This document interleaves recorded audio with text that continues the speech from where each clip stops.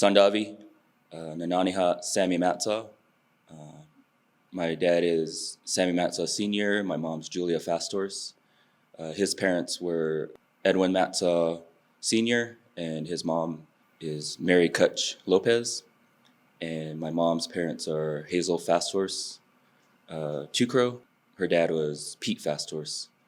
I'm a grandfather, father, extended family member here amongst the Shoshone-Bannock Tribes. Been married to my wife, Jessica Matsaw, for the last 13, going on 14 years. I have a PhD in water resources and science and management. Currently working at our Fish and Wildlife Department as a research scientist, and served in the military for about 10 years, and was overseas for a majority of that time in Iraq in 2004 and 2005.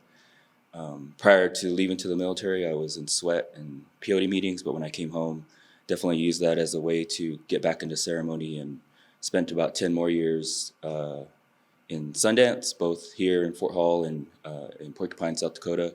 So I've Sundance both Shoshone-Bannock and Lakota style, and found a lot of healing from that, from my experiences in the military.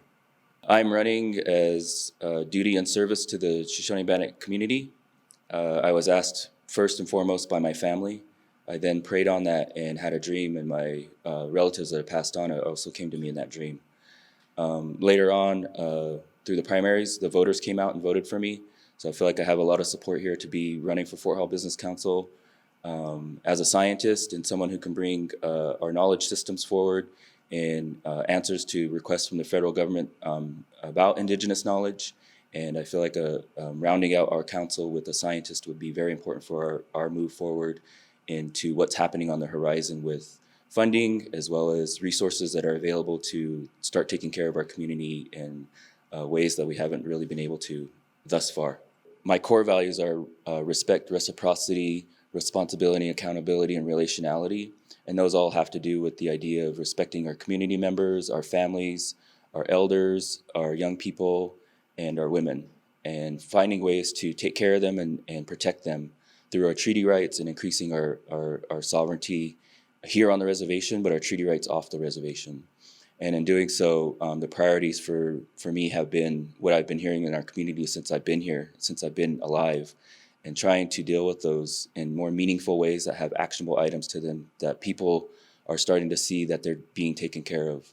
And our government is structured in a way that operates very functionally for our communities.